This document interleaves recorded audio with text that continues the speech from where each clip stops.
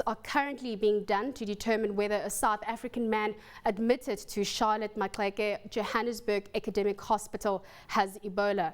The man was working in Liberia as a health and safety officer at a mining operation. He arrived in South Africa on August the 6th, and screening at OR Tambo International Airport cleared him of any Ebola threat. Our reporter, though, Caboz, is at the hospital and he joins us on the line for an update on this. Jay, thanks so much for your time.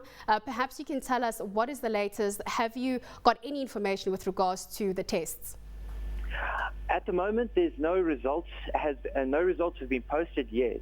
But what I can tell you is that the patient is very much. I managed to talk to Joe Mailer from the Ministry of Health, who's the spokesperson, and he was able to tell me that the patient is in isolation in one of the wards inside the hospital, and he wanted to reiterate that there was no reason that any of the public should be alarmed at the outbreak. One of the things that we also need to mention is that this is a low-risk patient. So the results, until they've been confirmed, it's not conclusive as yet. But the ministry has made every effort to speak about the fact that they have made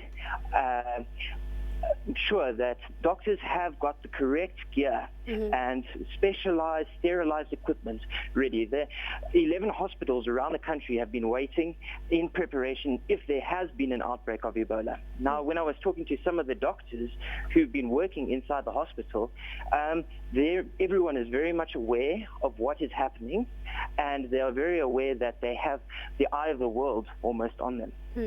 Jay, you said that this, according to the hospital, is a low risk. What's the mood like there? Has there been any visit by government officials and other people that are in the hospital, even though he is isolated, as you mentioned? It's very much business as usual in the hospital, as you can imagine, with one of the Joburg Jane being one of the biggest and most busiest hospitals in the country. As yet, the patient has been isolated, so no one has real access to the wards except for the specialist doctors who've been put onto the case.